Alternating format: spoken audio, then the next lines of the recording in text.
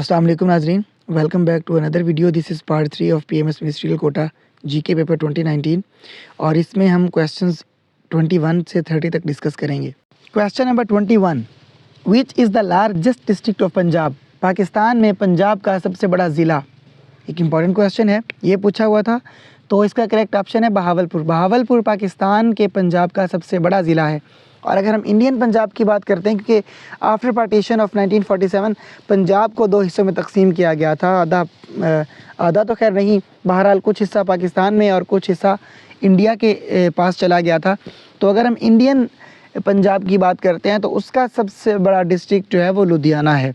हो सकता है एग्जामिनर का जो है वो माइंड उस तरफ घूम जाए और वो हमसे पाकिस्तान के पंजाब के बजाय इंडियन पंजाब का सबसे बड़ा डिस्ट्रिक्ट पूछ ले, क्योंकि जीके की कोई लिमिटेशंस या कोई बाउंड्रीज तो है नहीं।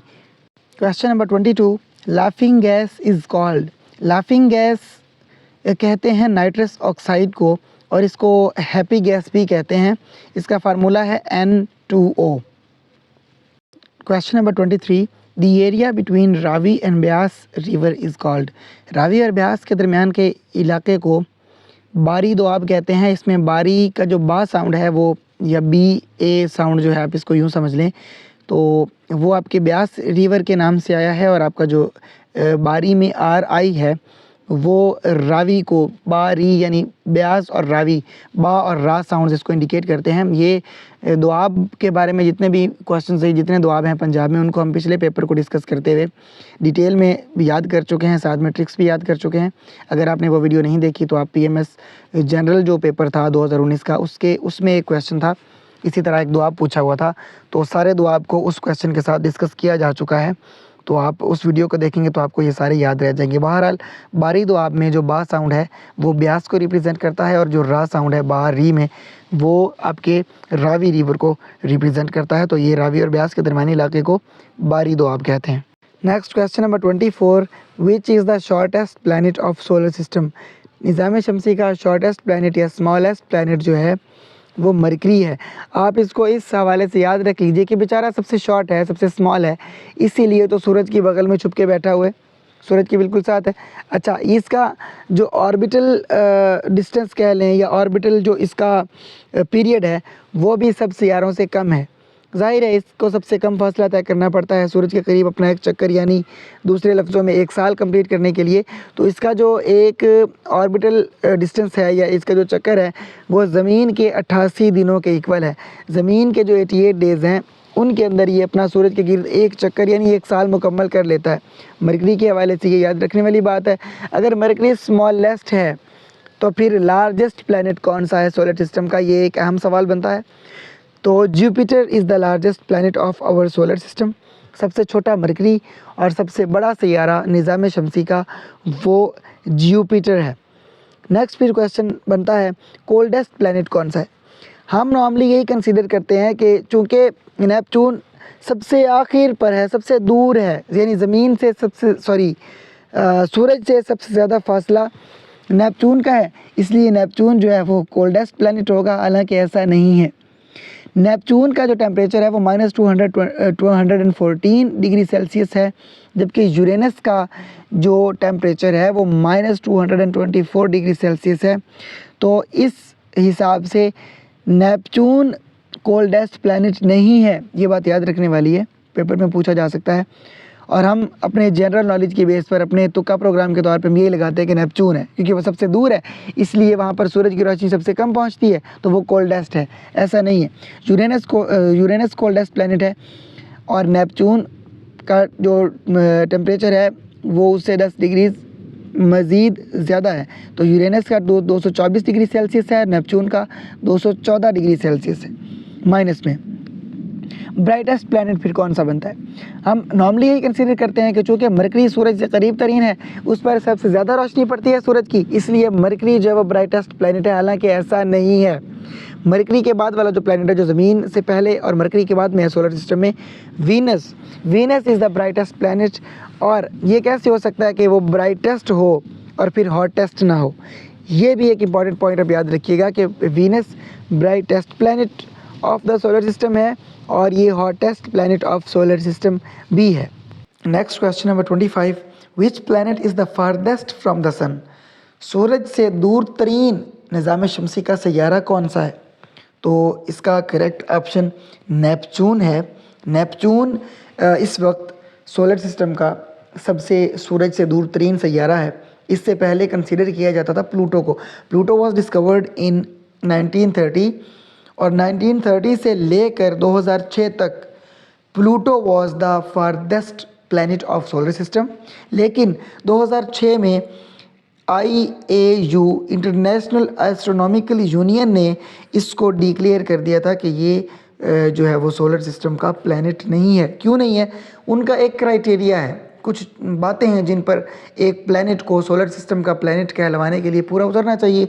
तो सिंपल सी बात है, प्लूटो उस पर पूरा नहीं उतरता था, तो इसलिए 2006 में IAU international astronomical union declared that Pluto is no more the part of solar system as a planet. वो एक बॉडी तो है, जाहिर है, जो रिवॉल्व कर रही है सूरज के गिर्द, लेकिन वो सैयारा नहीं है, that is not a planet. Next question number 26, which planet is visible from the earth, ज़मीन से कौन सा सैयारा है जो देखा जा सकता है विद नेकेड आई, बग़ैर किसी टेलीस्कोप की जो भी वो इंस्ट्रूमेंट्स यूज़ होते हैं उनके बग़ैर कौन सा प्लैनेट नज़र आता है ज़मीन से? तो दैट इज़ वीनस। अब इसको याद रखने के लिए हमने अभी एक एसोसिएशन बनाई थी, क्योंकि ये ब्राइटेस्ट प्लैनेट भी है, ये हॉटेस्ट प्लैनेट भी है और ये ज़मीन से विजिबल भी है। हमने इसको हॉटेस्ट और ब्राइटेस्ट याद रखने के लिए ये बात जहन में रखी थी अभी पिछले 1-2 क्वेश्चंस डिस्कस करते हुए, कि हम ये समझते हैं कि मरकरी सूरज से करीब तरीन है, इसलिए वो गर्म तरीन और रोशन तरीन सैयारा भी होगा। हालांकि ऐसा नहीं है, वो वीनस है दूसरे नंबर पर जो है। अच्छा, अब इसको यूँ याद रख लें कि जब ये ब्राइटेस्ट है, ये हॉटेस्ट है, तो ये ऐसा कैसे हो सकता है कि कोई हॉट हो और हम उसको देखें ना? इस एसोसिएशन में याद रख लें, या फिर आप उसको यूँ याद रख लें कि ऐसे कैसे हो सकता है कि कोई चीज़ बहुत ब्राइट हो और वो ज़मीन से नज़र ना आए? ब्राइटेस्ट प्लैनेट है ना वीनस, इसलिए वो ज़मीन से विद नेकेड आई विजिबल भी है। Next question number 27, Panama canal links, Panama canal north America और साउथ अमेरिका को आपस में जोड़ती है। आर्टिफिशियल 82 किलोमीटर लॉन्ग वाटरवे, ये 82 किलोमीटर लॉन्ग वाटरवे है और connects Atlantic ocean and Pacific ocean. North America और साउथ अमेरिका जो हैं वो दोनों लैंड बॉडीज़ हैं, लैंड मैसेज हैं दो, जिनको आपस में समुद्री रास्ते से या पानी के रास्ते से वो जोड़ती है। लेकिन कौन से दो वाटर बॉडीज़ हैं जिनको वापस में पनामा कैनाल जोड़ती है? तो वो अटलांटिक ओशन और पैसिफिक ओशन है। ओपनड ऑन 15 अगस्त 1914, ये नोट करने वाली बात है कि इसको ओपन कब किया गया था? तो 1914 में 15 अगस्त 1914 को इसकी ओपनिंग हुई। अब ये भी इम्पॉर्टेंट क्वेश्चन है, with the passage of the cargo ship SS Ancon, SS Ancon cargo ship था जो इसकी ओपनिंग पर पहला शिप था जो पनामा कैनाल से गुजरा। ये भी याद रखने वाली बात है कि पहला शिप कौन सा था, वो कार्गो शिप था, उसका नाम क्या था? SS एनकन था। 15 अगस्त 1914 में USA ने पनामा कैनाल की ओपनिंग की, तो वो पहला शिप यहाँ से गुजरा था।